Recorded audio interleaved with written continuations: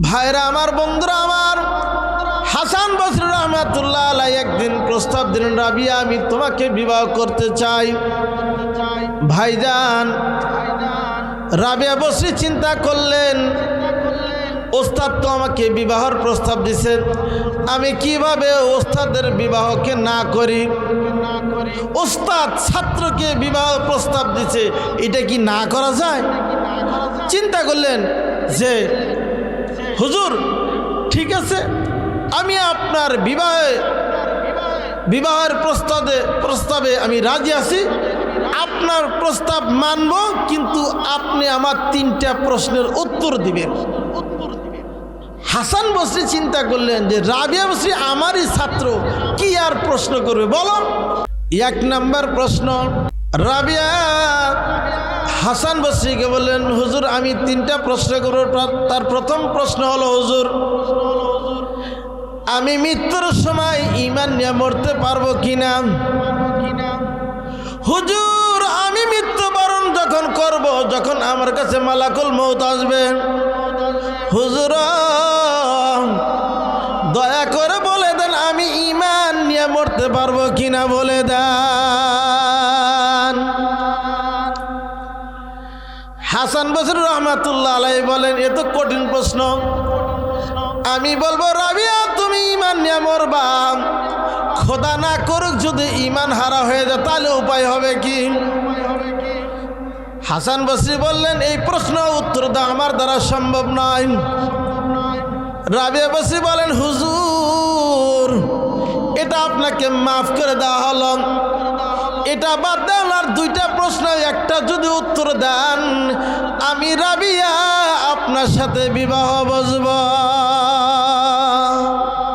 হাসান বসরি বললেন, ঠিক আছে আপনি বলেন। 2 নম্বর প্রশ্ন হলো এরকম, যখন আল্লাহ তাআলা আমলনামা বান্দাকে ডান হাতে দিবেন, অন্য জাতিকে যখন, অন্য গোত্রকে যখন মৃত্যুর পরে যখন আমলনামা ডান হাতে দিবেন, বলেন তো আমি আমলনামা ডান হাতে পাবো কিনা? আমি আমল ডান হাতে পাবো না বাম হাতে পাবো? রাবিয়া বসরির এই কথা শুনে হাসান বসরি কয়, সর্বনাশ, আমি কেমনে বলবো সে আমলনামা ডান হাতে পাবে না বাম হাতে? হাসান বসরি রহমাতুল্লাহ আলাইহি রাবিয়া বসরি এই কথা শুনে বলেন, রাবিয়া আমি কি বলবো? আমি বললাম আমলনামা আল্লাহ তাআলা তোমার ডান হাতে দিবে, যদি আল্লাহ তাআলা তোমার আমলনামা ডান হাতে না দেয়, অতএব রাবিয়া এই প্রশ্ন, এই আমলনামার জন্য তো আমিও রাত দিন আল্লাহ তাআলার ইবাদত বন্দেগী করি, বলেন সুবহানাল্লাহ। হযরতে রাবিয়া বসরি বলেন, হুজুর 2টা প্রশ্ন আপনাকে মাফ করে দেওয়া হলো, হুজুর 3টা প্রশ্ন, 3 নম্বর প্রশ্ন উত্তর যদি দিতে পারেন তাহলে আমি আপনার সাথে বিবাহ বন্ধনে আবদ্ধ হব। 3 নম্বর প্রশ্ন কি? হুজুর কাল হাসর মাঠে হুজুর এক গোত্রকে আল্লাহ তাআলা জাহান্নামে নিতেছেন, কিন্তু আমি কোন জায়গায় যাব? হুজুর মেহেরবানি করে যদি একটু বলে দেন তাহলে আমার জন্য ভালো। হাসান বসরি রহমাতুল্লাহ আলাইহি বললেন, রাবিয়া আমিও তো ওই চিন্তা ফিকিরে সবসময় আল্লাহ তাআলার ইবাদত বন্দেগীর মধ্যে মশগুল থাকি, আমি কি করে বলবো তুমি জান্নাতি, আবার কি করে বলবো তুমি জাহান্নামী? খোদা না করুক তোমাকে আমি বলবো তুমি জান্নাতি, আল্লাহ না করুক তুমি যদি জাহান্নামী হও, তাহলে আমি হাসান বসরি কি অবস্থা হবে? অতএব আমি তোমার প্রশ্ন উত্তর দিতে পারবো না। হযরত রাবিয়া বসরি রহমাতুল্লাহ আলাইহি বললেন, হুজুর আপনি যদি উত্তর না দিতে পারেন তাহলে আমি আপনাকে কখনো জমিনে বিবাহ করা সম্ভব হবে না। কোনো বন্ধু নাই রে, কোনো সঙ্গী নাই রে, একা একা রইবে পড়ে অন্ধকার ওই কবরে। কোনো বন্ধু নাই রে, কোনো সঙ্গী নাই রে, একা একা রইবে পড়ে অন্ধকার ওই কবরে। কোনো বন্ধু নাই রে, কোনো সঙ্গী নাই রে, একা একা রইবে পড়ে অন্ধকার ওই কবরে। আলো বাতিহীন একা রইবে পড়ে,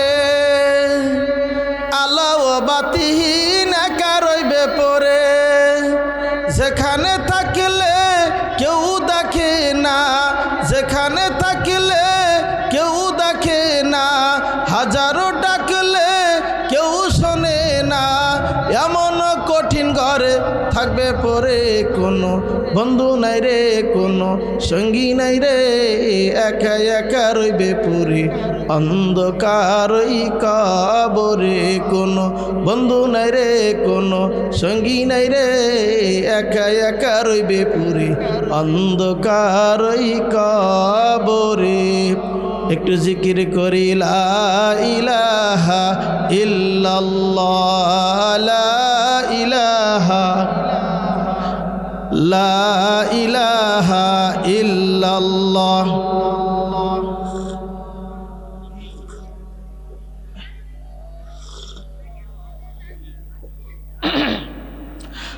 জোরে লা ইলাহা, লা ইলাহা ইল্লাল্লাহ, লা ইলাহা। বহু দূরে মদিনা, বহু দূরে মদিনা, কেমনে যাব জানি না। দয়ার আল্লাহ দয়া করো, দয়ার আল্লাহ দয়া করো, মিঠাও মোদের ভাষণা। লা ইলাহা ইল্লাল্লাহ, জোরে লা ইলাহা,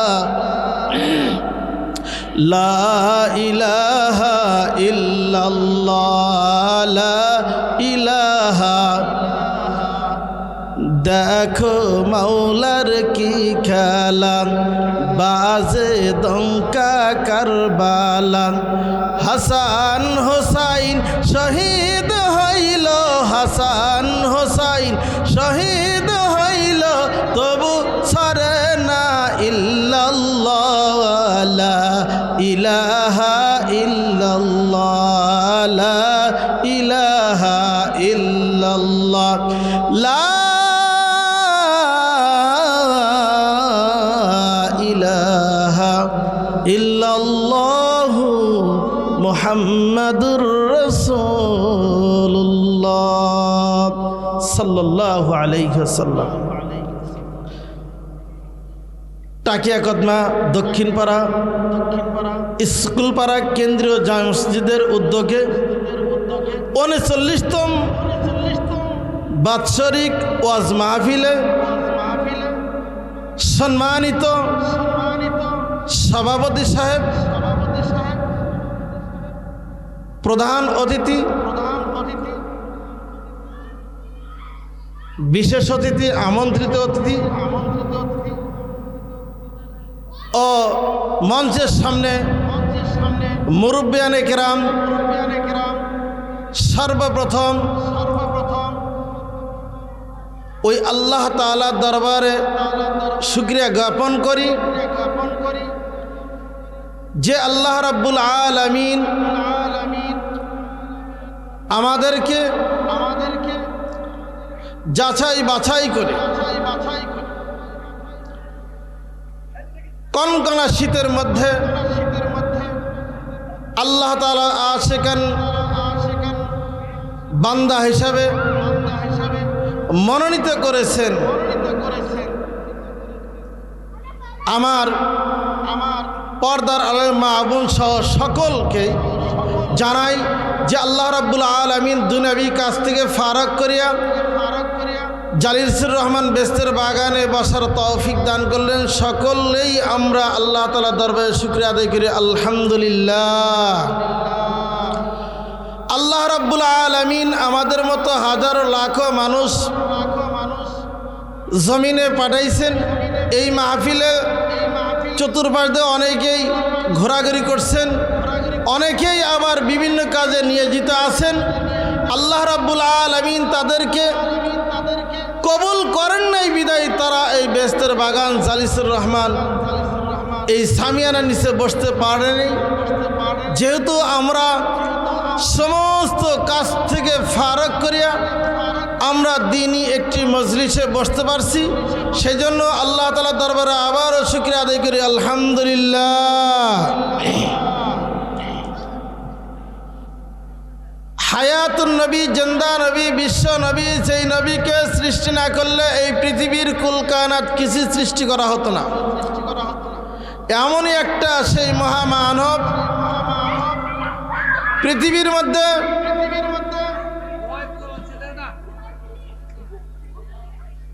একটু নিষেধ করেছে। পৃথিবীর বুকে যত নবী আলাইহিস সালাতু ওয়াস সালাম আসছেন, সকল নবীরাই বলবেন ইয়া নফসি ইয়া নফসি। আপনার আমার নবী উম্মতের কান্ডারি নবী আলাইহিস সালাতু ওয়াস সালাম বলবেন ইয়া উম্মতি ইয়া উম্মতি।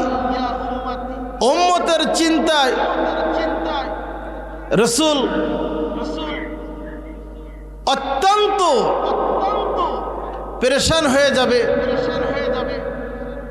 সেই নবীকে মহব্বত করে আমরা সকলে দরুদ পড়ে নেই সাল্লাল্লাহু আলাইহি ওয়াসাল্লাম।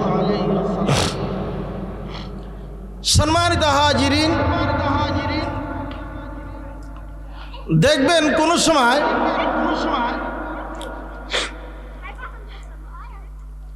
মাছ মারতে গেলে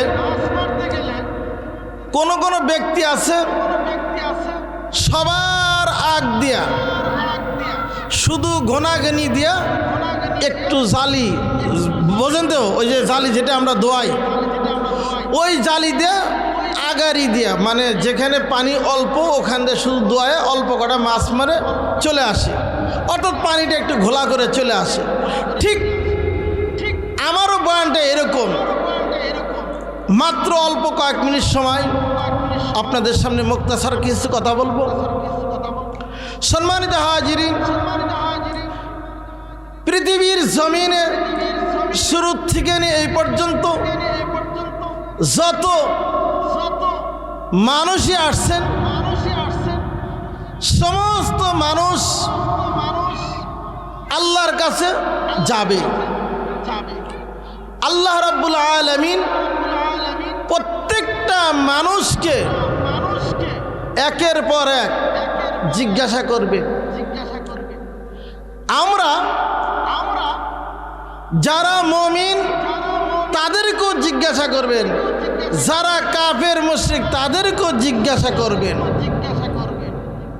জিজ্ঞাসা কি করবেন? ওই যে আমল, তুমি জমিনে কি আমল করছো, কি তোমার নেক আমল আছে। জমিনে যদি ঠিক মতো আমল করা যায় তাহলে আমরা ওই সময় আল্লাহ তাআলার কাছে যা বলতে পারবো, আল্লাহ আমার আমল তো ভালো, তাহলে আমাকে জান্নাতে দেওয়া হবে না কেন? আল্লাহ রাব্বুল আলামিন প্রত্যেকটা বান্দার জন্যই একটি করে জান্নাত বরাদ্দ রেখেছে, বলেন সুবহানাল্লাহ। জান্নাত প্রত্যেকটা ব্যক্তি পাবে, প্রত্যেকটা মুসলমান, কাফের, মুশরিক যারা পৃথিবীর জমিনে জন্মগ্রহণ করছে প্রত্যেকের জন্যই আল্লাহ তাআলা জান্নাত তৈয়ার করেছেন। কিন্তু জান্নাত ওই সমস্ত লোকরা পাবে যারা জমিন থেকে নেক আমল করে কবরে যাবে, তারাই একমাত্র জান্নাত পাবে, বলেন সুবহানাল্লাহ।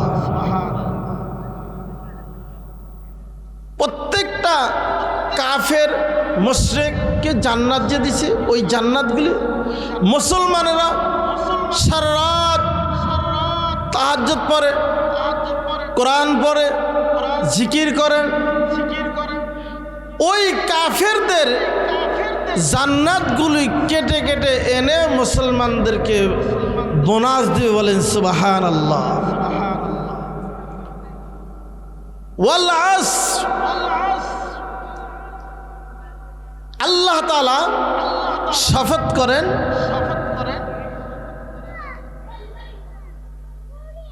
সময়ের কসম। ওয়াল আসর ইন্নাল ইনসানা লাফি খুসর, মানুষ অত্যন্ত ক্ষতিগ্রস্তের মধ্যে নিমজ্জিত রয়েছে। ওই সমস্ত মানুষ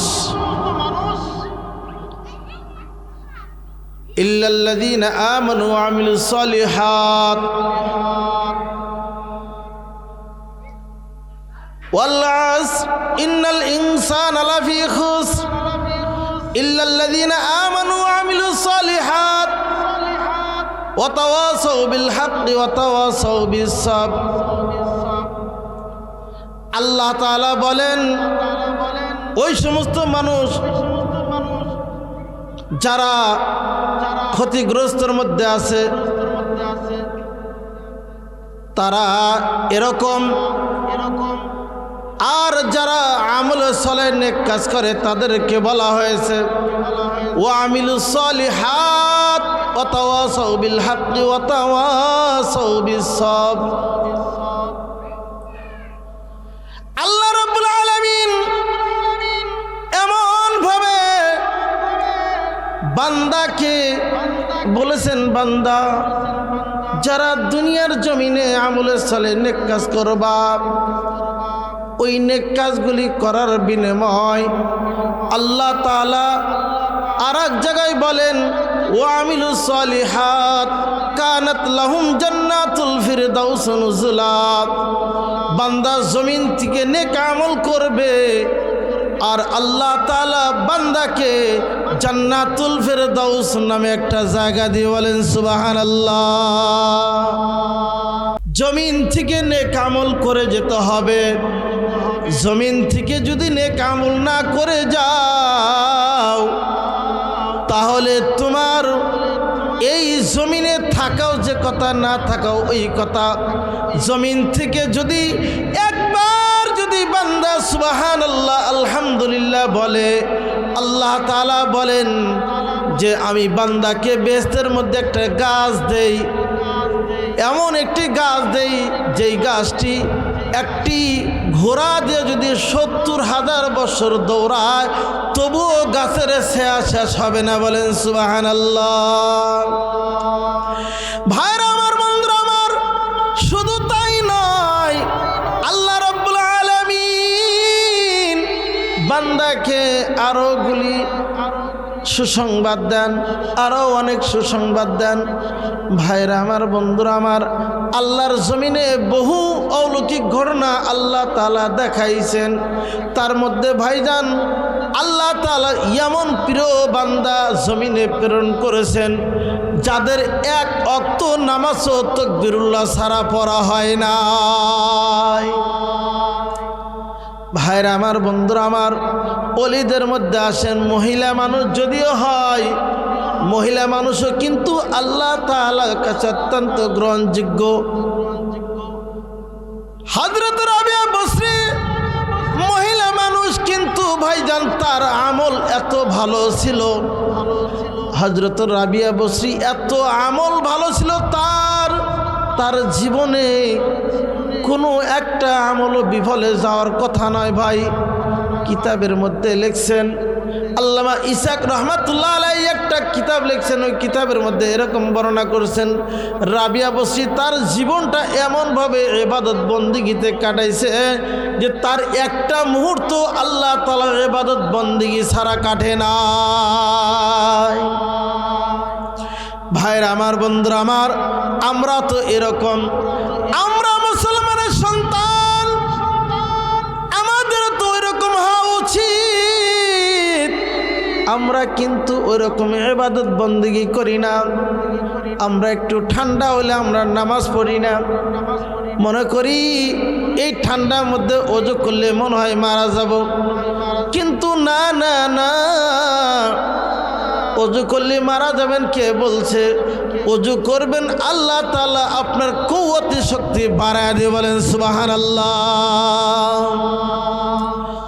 ভাইরা আমার, বন্ধুরা আমার, এমন একটি সময় আসবে বান্দা শুধু তার দিকে তাকাইবে আর শুধু অপরাধ মনে হবে। কিন্তু অপরাধ মনে হলে কি হবে?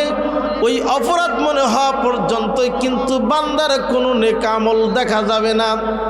পৃথিবীর জমিনে যেই আল্লাহর বান্দা বেশি ইবাদত বন্দেগী করবে, আল্লাহ তাআলা ওই বান্দাকে বেশি মহব্বত করেন। মহব্বত এমনভাবে করেন, আল্লাহ তাআলা বলেন, বান্দা আমি রাবিয়া বসরিকে কোথায় থেকে নিয়ে কোথায় পৌঁছে দিছি, তুমি বান্দা যদি আমার ইবাদত ঠিক মতো করো, আমি রাবিয়ার চাইতে উচ্চ মাকামে পৌঁছা দেব। বলেন সুবহানাল্লাহ। ভাইরা আমার, বন্ধুরা আমার, আমরা মুসলমানের সন্তান। রাবিয়া বসরি এত ইবাদত বন্দেগী করছেন। হাসান বসরি বলেন, রাবিয়া যদি ক্লাসে না থাকতো আমার কোনো আলোচনা করা দরকার হতো না। হাসান বসরি একদিন ফোরাত নদীর তীরে জায়নামাজ বিছা, পানির উপর জায়নামাজ বিছা আল্লাহ আল্লাহ জিকির করতেছে। রাবিয়া বসরি চিন্তা করলেন, ওস্তাদ জিরে তো ডাকা যায় না। ওস্তাদকে তো বলা যায় না, হুজুর এদিকে আসেন, কারণ সে সম্মানী ব্যক্তি। এই জন্য হযরতে রাবিয়া বসরি হাসান বসরিকে ডাক না দিয়ে চিন্তা করলেন, এখন যদি আমি আমার ওস্তাদকে ডাকি তাহলে বেয়াদবি হবে। অর্থাৎ হাসান বসরি রহমাতুল্লাহ আলাইহি পানির উপর তার জায়নামাজ বিছায় দিয়ে আল্লাহ তাআলা ইবাদতে মশগুল আছে। আর রাবিয়া তার জায়নামাজখানা হাওয়ার উপর বিছা দিয়া আল্লাহ আল্লাহ জিকির করতেছে। এইভাবে জিকির করতেছে, আল্লাহ আল্লাহ আল্লাহ আল্লাহ আল্লাহ আল্লাহ আল্লাহ, এরকম জিকির করতেছে। জিকির করা অবস্থায় হাসান বসরি চোখ গেছে রাবিয়া বসরির দিকে। হাসান বসরি চিন্তা করলো, রাবিয়া বসরি তো আমার সাথে কম না, আমি পানির উপর ভাসমান, আর রাবিয়া হলো সেই বাতাসের উপর জায়নামাজ বিছাতে, সে তো অনেক বড় কামেলকার। একদিন হাসান বসরি রহমাতুল্লাহ আলাইহি কয়েকজন শাগির্দ নিয়ে রাবিয়া বসরির বাড়িতে গেলেন। ভাইজান, ওই দিন রাবিয়া বসরির বাড়িতে কোনো ধরনের আগুনের ব্যবস্থা ছিল না। আগুনের কোনো ব্যবস্থা ছিল না যে আগুন ধরে যেই কাজের জন্য হাসান বসরি গেছেন সেই কাজ উদ্ধার করবে। যখন গেলেন রাবিয়াকে বললেন, রাবিয়া আমার তো বাতির প্রয়োজন। রাবিয়া বললেন, আমার কাছে তো এরকম চারাক নাই যে আমি ধরে দিব। হযরতে রাবিয়া বসরি তার আঙ্গুলের মধ্যে ফু দিলেন। ফু দেওয়ার সাথে সাথে মোমবাতি যেরকম আলো দেয়, জ্বালা দিলে আলো দেয়, ওই রকম তার আঙ্গুল থেকে এত সুন্দর আলো হলো, যে আলোর কারণে হাসান বসরি তার সমস্ত কাজকে পরিপূর্ণ করে নেয়। বলেন সুবহানাল্লাহ।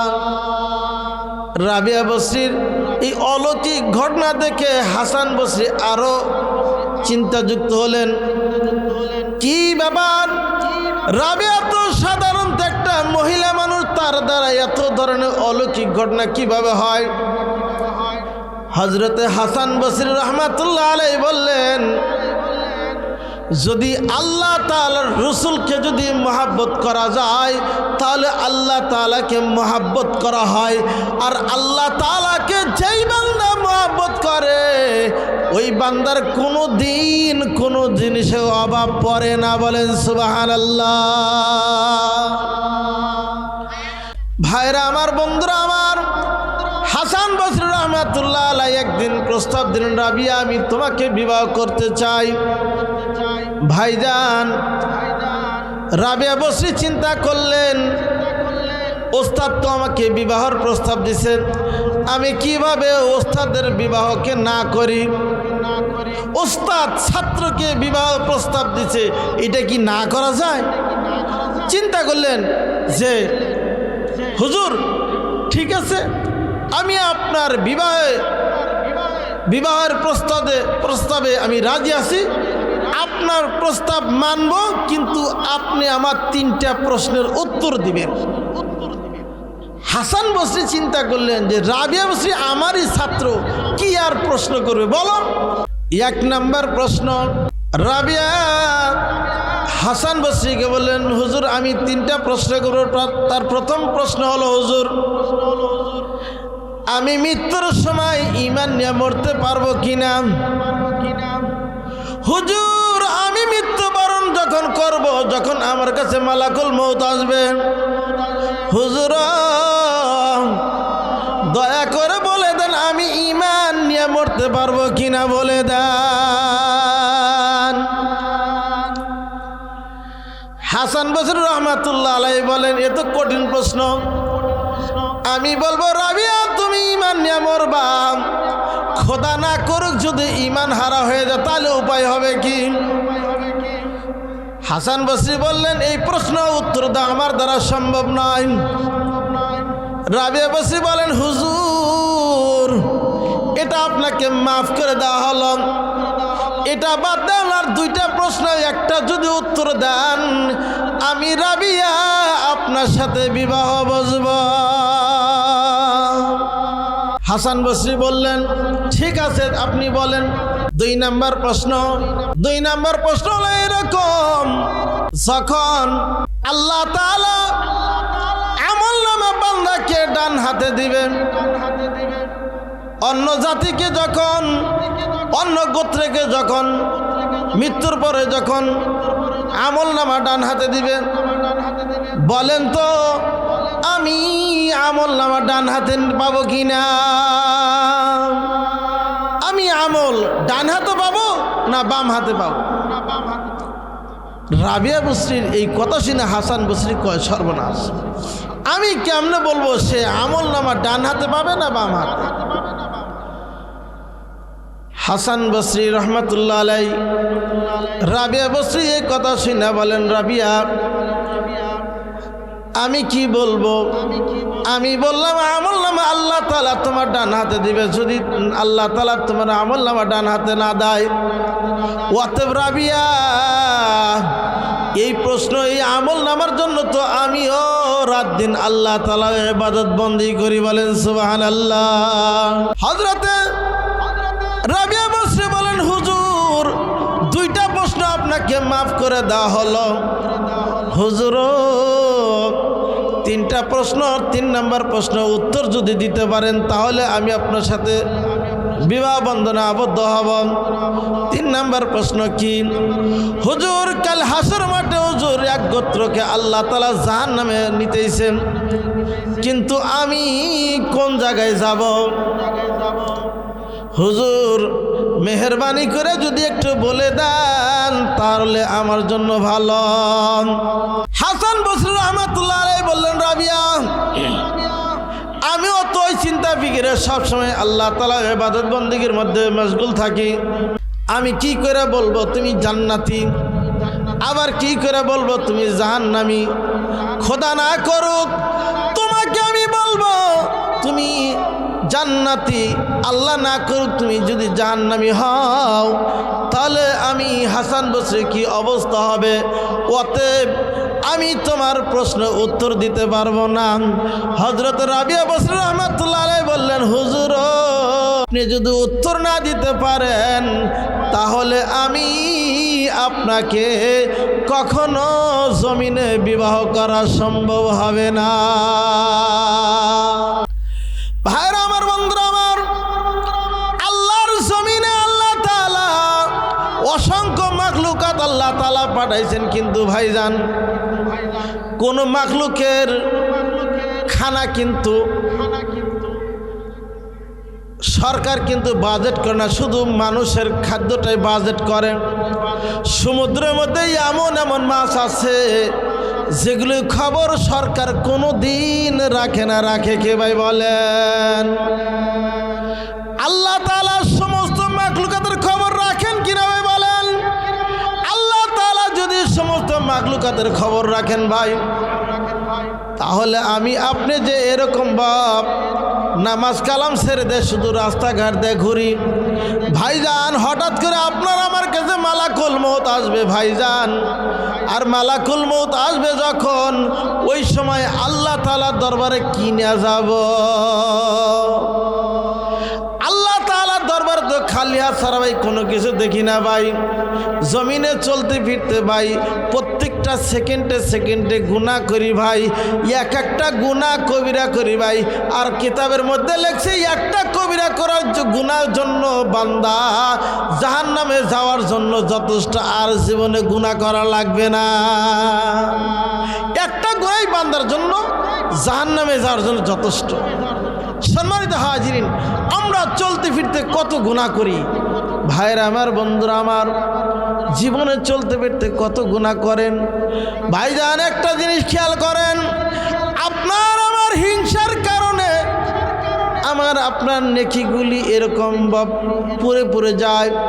তাফসিরের কিতাবের মধ্যে আসছে, আল্লামা শবীর আহমদ রহমাতুল্লাহ আলাইহি একখান তাফসির লিখছেন। তাফসিরখানা হাদিয়া দেন, হাজিদেরকে তাফসিরখানা হাদিয়া দেন। তাফসিরখানা খোলা বাজারে কিনতে পাবেন না। ওই তাফসিরে মারিফুল কোরআনের মধ্যে লিখেছেন যে বান্দা চলতে ফিরতে যত গুনাহ করে সবচেয়ে মারাত্মক গুনাহ হলো বান্দার হিংসা।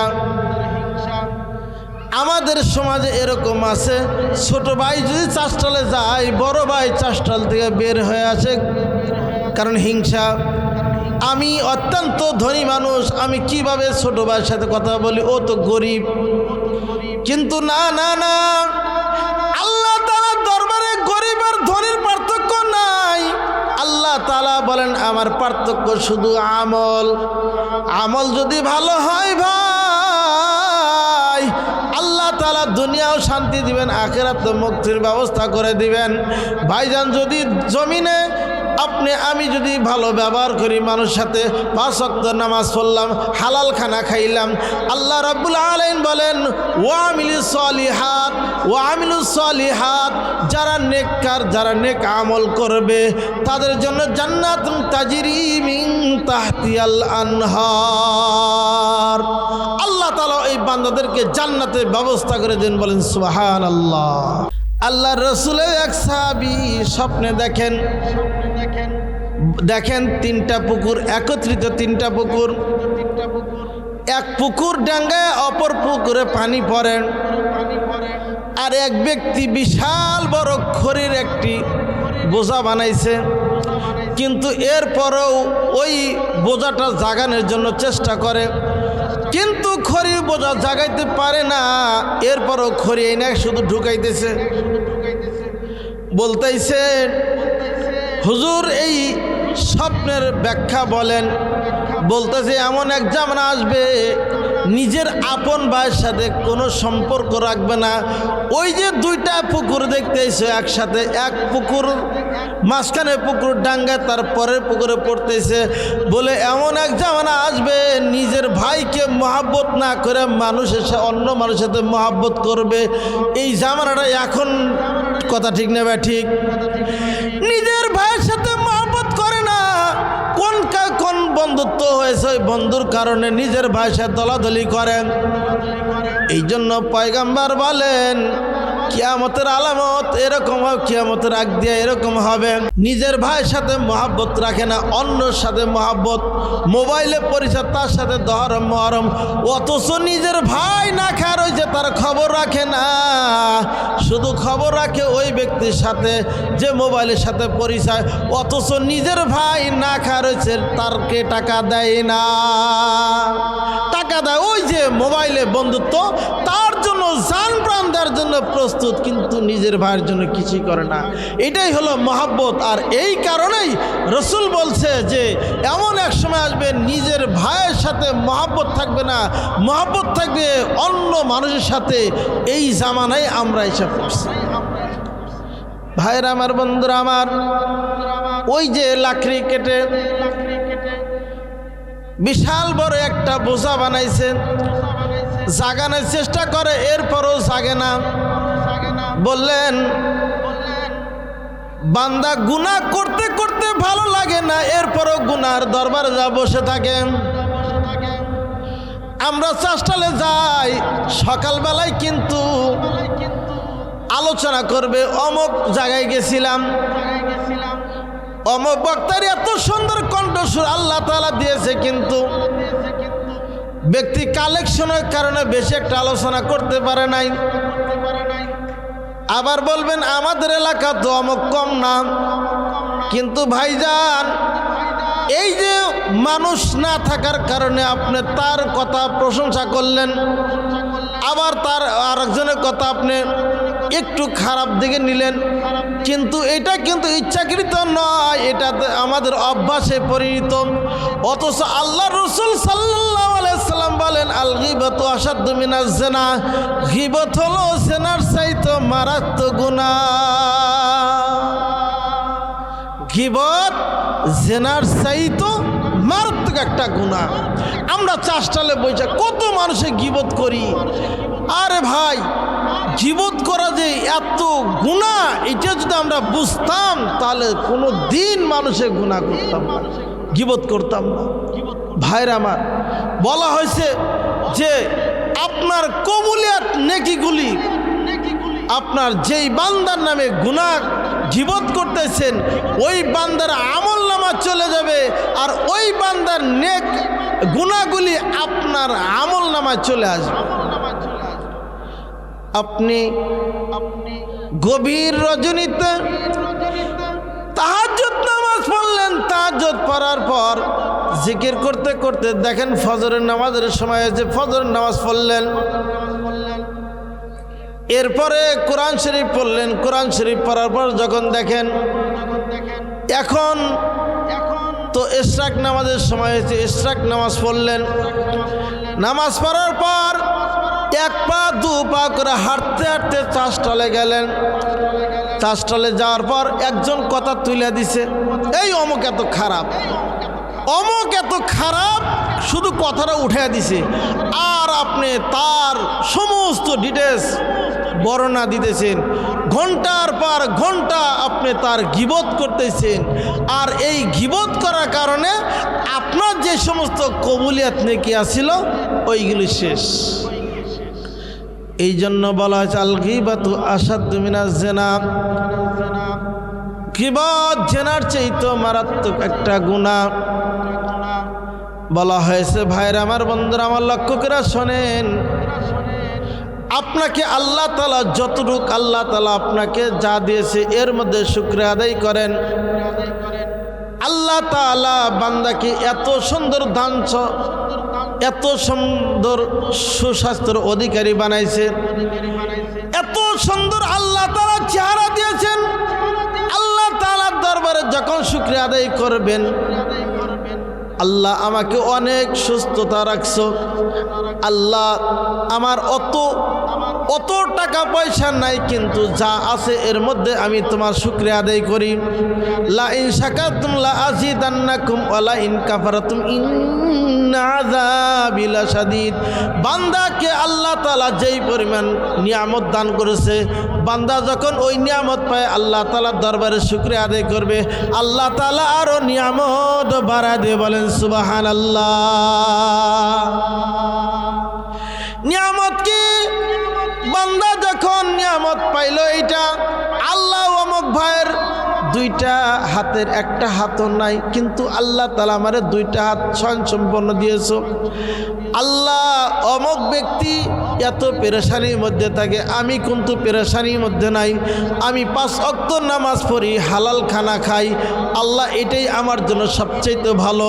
আল্লাহ তাআলা বলেন, বান্দা এরকম প্রত্যেকটা কাজের মধ্যে যখন বান্দা তুমি নিয়ামতের শুকর আদায় করবা, আমি আল্লাহ তাআলা আরো নিয়ামত তোমাকে বাড়ায় দেব। বলেন সুবহানাল্লাহ। হযরত মূসা আলাইহিস সালাতু ওয়াস সালাম আল্লাহ তাআলার সাথে কথা বলার জন্য তুর পাহাড়ে যাইতেছে। হঠাৎ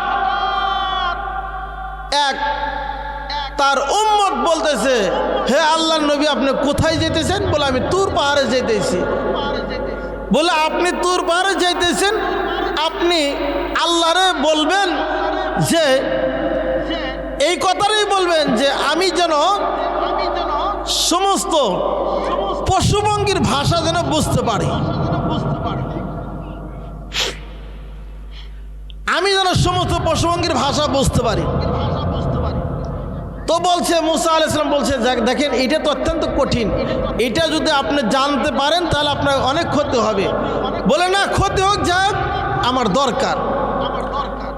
তো আল্লাহ তাআলার কাছে দোয়া করছেন, বান্দার কথা আরজ করছেন, আল্লাহ তাআলা বলে দিছে, সব তার বোঝার মতো বাকশক্তি দান করছেন। হঠাৎ তারা স্বামী স্ত্রী দুজন একত্রিত খানা খাইতেছে। খানা খাওয়ার পর একটু রুটি মাটিতে পড়ছে, পড়ার পর রুটিটা মাটির থেকে নিয়ে একটু ফাঁকে বাইরে ঢেল দিচ্ছে। ঢেল দেওয়ার পরে কুকুর ওই রুটিটা নিয়ে খাইছে। এখন ওখানে মোরগও ছিল, মুরগিও ছিল। মোরগ বলতেছে, ভাই, কুকুর বলছে, এইটা তো তোমার খানা না, এটা তো আমার। তোমার হলো যেখানে গরু ছাগল ইত্যাদি মরবে এইগুলি তুমি খাবা, আর আমার খানা হলো হ্যাঁ ভাত, বিভিন্ন ধরনের পিঠা ইত্যাদি, আমার শুকনা চাউল, এগুলো হলো আমার খানা। তো বলতেছে, ঠিক আছে, আমি তো অনেক দিন ধরে না খাওয়া, এই জন্য তোমার এই রুটিটা খাইছি। বল, চিন্তা করো না, আগামীকাল গেরস্তের যে একটা বিশাল বড় একটা গরু আছে, গরুটা মারা যাবে। মারা যাওয়ার পর তুমি এই গরুটা ফালানোর পর ইচ্ছা মতো তুমি কয়েকদিন ভৈরা খাইবা। ওই যে তারা স্বামী স্ত্রী খানা খাইতেছে, এখন স্ত্রীকে বলতে শুনছ, বলে কি, আগামীকাল আমার এই গরুটা মারা যাবে। ওই আল্লাহর বান্দা ওই দিনকে গরুটা বিক্রি করে দিলেন। আল্লাহর বান্দা গরুটা বিক্রি করে দিলেন। পরের দিন আবার ওই মোরগ আর কুকুর আলোচনা করতেছে, কি ব্যাপার, আমাদের মালিক তো গরুটা বিক্রি করে দিল। কয়, চিন্তা করো না, ঘোড়া যে আছে, মালিকের যে ঘোড়াটা আছে, ঘোড়া ওই গরুর সাথে একটু বড়, যেহেতু প্রথম বালাটা একটু ছোট ছিল, এরপরে দ্বিতীয় বালা মুসিবতটা একটু বড় হয়েছে। এবার বলতেছে, আগামীকাল দেখবা সকালবেলা মালিকের ঘোড়াটা মারা যাবে। মালিক বুঝতে পেরে পরের দিন না ওই দিনকেই মালিক ওই ঘোড়াটা বিক্রি করে দিলেন। এবার মোরগ আর কুকুর কয়, অবশ্যই মালিক আমাদের কথা বোঝে, এই কথা বোঝে, যদি আমাদের কথা না বুঝতো তাহলে মনে হয় এত তাড়াতাড়ি এই আল্লাহর বান্দা গরু বিক্রয় করার কথা না। গরু বিক্রয় করছে বুঝলাম, ঘোড়া তো বিক্রি করলো, কিন্তু চিন্তা করো না, আগামীকাল সকালে মালিক সকালেই মারা যাবে। আগামীকাল সকালে মালিক নিজেই মারা যাবে। এখন আল্লাহর বান্দা হযরত মূসা আলাইহিস সালামের কাছে দৌড়ায় গেলেন, ওগো আল্লাহর নবী, আমার বাড়ি যে পশু ছিল, একটু জিকির করেন, লা ইলাহা ইল্লাল্লাহ, লা ইলাহা,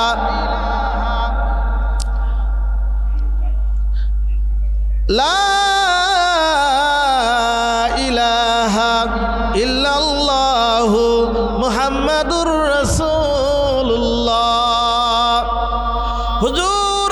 বাড়ি যে পশু ছিল, বলতেছে তারা নিজেরা আলোচনা করছে আমি নাকি আগামীকাল সকালে মারা যাব। আল্লাহর নবী মুসা আলাইহিস সালাম বললেন, ফার্স্টে তোমার একটা ছোট্ট একটা বালা ছিল, ওই বালা মুসিবতরা গরুর উপর দিয়ে গেল। যখন গরু তুমি বিক্রি করলা, গরু বিক্রি করার পর তার চাইতো একটা বড় পশু ছিল ঘোড়া, ওই ঘোড়ার উপর দিয়ে বালা মুসিবতরা চলে গেছে। যখন তুমি ওই ঘোড়াটাও বিক্রি করে ফেলছো, এর সেই তো আর বড় প্রাণী আর তোমার নাই। এই জন্য আল্লাহ তাআলা আগামীকাল সকালে তোমার মৃত্যু দিয়েছেন। আগামীকাল সকালেই তোমার মৃত্যু হবে, এটা আমার কিচ্ছুই করার নাই। কারণ আগেই তোমাকে বলছিলাম যে এইটা যদি মানুষে যদি পশু পঙ্খির ভাষা বোঝে তাহলে বালা মুসিবত আসতে পারে। এই জন্য আমি আগেই নিষেধ করছিলাম, যেহেতু তুমি আমার নিষেধ মানো নাই, অতএব তোমার মৃত্যুবরণ করতে হবে। সম্মানিত হাজিরিন, আমরা চলাফেরার মাধ্যমে কত ধরনের কত গুনাহ করি। এই জন্য আমরা যখন যেখানে সময় পাবো আমরা কিছু কিছুকে দান করব। দান করলে কি হয়, বান্দার বিভিন্ন ধরনের বালা মুসিবত আল্লাহ তাআলা দূর করে দেয়, বলেন আমিন। এই জন্য আমরা সব সময় যে অবস্থায় যেখানেই থাকি আমরা বেশি বেশি দান খরচ করব। আল্লাহ তাআলা আমাদের বেশি দান খরচ করার তৌফিক দান করুক, বলেন আমিন। ওয়া আখিরি দাওয়ানা আলহামদুলিল্লাহি রাব্বিল আলামিন।